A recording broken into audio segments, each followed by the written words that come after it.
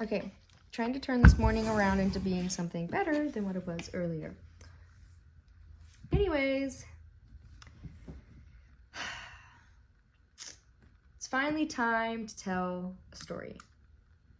So, I wanted to do story times on here. I don't know how that's gonna go, if it's gonna get any views, but here we go. Story time. I once was handcuffed in a park, and I was like 15. So I was on a date with this guy. We'll call him, and if all the girls know, you know, we're gonna call him, he could have been like, we could call him Bible Thumper, we could call him lots of names. We could call him Jesus Lover. Maybe we'll just call him Jesus Lover. I don't know. Okay, Jesus Lover, Bible Lover, Thumping Boy. Took me out on a date, 15-year-old me, and I'm thinking, okay, this is kind of weird, whatever. He's a little bit older by like maybe a year. My mom approves of the date. She's like, yeah, go ahead. She knows where we are. She knows what we're going to be doing. Like, we're just going to be hanging out. He was going to take me in his car. OMG. Take me in his car. We were driving around, which is very common in a small town. So driving around, we just decided to go to this like state park. Well, from there, at the state park, this guy's car, okay, I'm broke, but like he was pretty well off. And his car was one of those cars that like turns off. No, that doesn't make any sense. Okay, go back. I'm not a car girly. His car's like one of those like hybrids or something where it was like gas and electric. And so he had to charge his car. Well, I guess when we had parked and we weren't doing anything like crazy, okay, guys? I wasn't that into this guy, and this guy was all about Jesus, okay? So, he puts on, like, he's got his car on music and stuff, and we're not even there, like, 10, 15 minutes.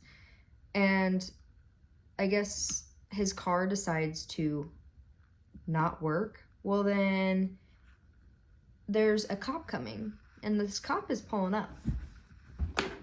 I'm terrified. I'm 15 in a park with a boy, and it looks bad, right? It looks bad.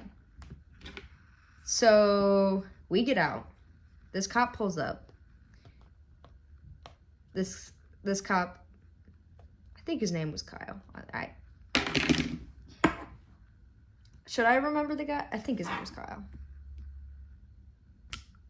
I don't know. We'll call the cop Kyle, okay?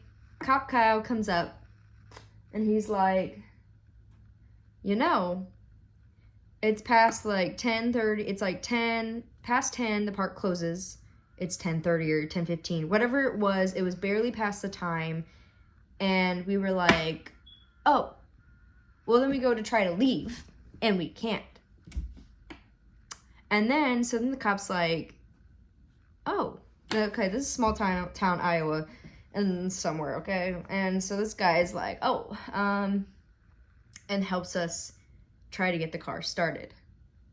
Well, then we couldn't get the car started because it needed like a jump, and the guy didn't have jumper cables. The guy was quote unquote dating, didn't have jumper cables either. Lame. So then I'm just sitting there and we're all standing around, and the cop goes, do you want to get handcuffed? Yes, please. Yeah, I want to get handcuffed, because I knew in my life, I probably would never get handcuffed in my life.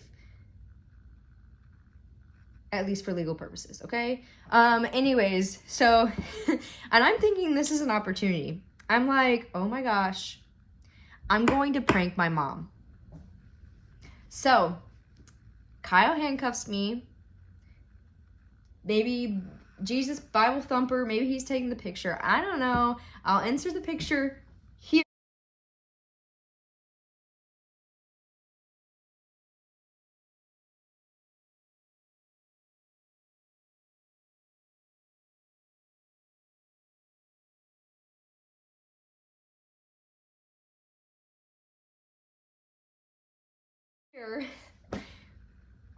So I send it to my mom.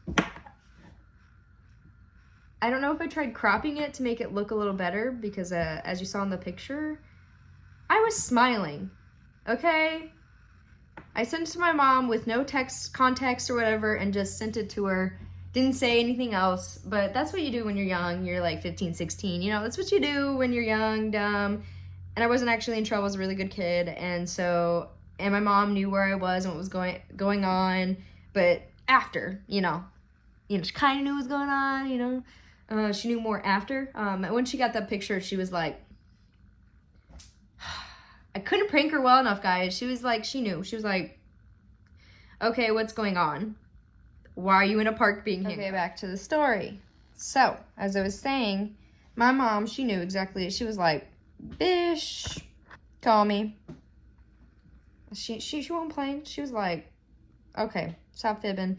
Now message me back and tell me what the heck is going on. So then I text, then I'm calling or texting my mom and I'm telling her it's okay, I'm all right. This guy had car trouble, we got stuck, and then the officer was like, hey, you can't be here, and we were like, we can't leave, and yeah, but I'm okay. Kyle's got me. We good, right? So anyways, then we wait for this other cop to show up in a truck of some sort, and then he pulls up, gets jumper cables, jumps the car's fine, car complete, starts acting normal. So then drives me home, and I don't know, we probably date. That's like one of our first dates. So that's great. Went well. We dated for like, I don't even know. Okay, let's just say this guy lasted like a month. Lame. And I get a message. He texts me and he goes,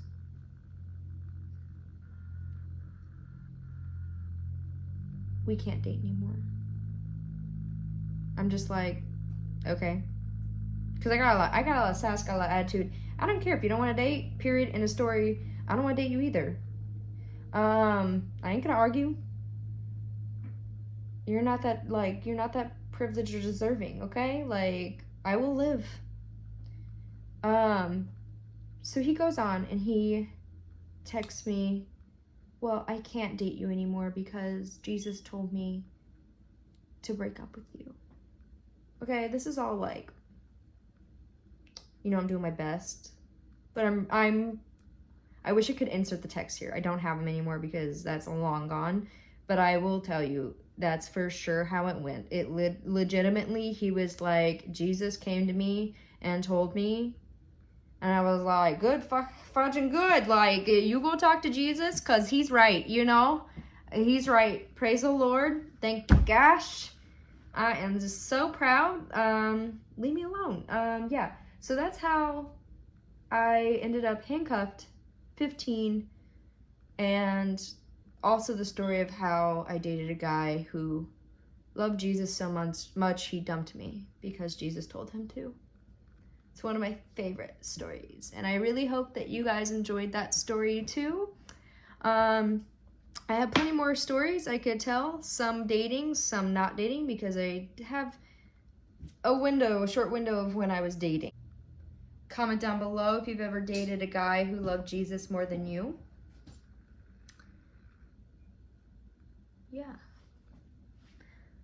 Sorry this was clickbait, but yeah. Hope you enjoyed.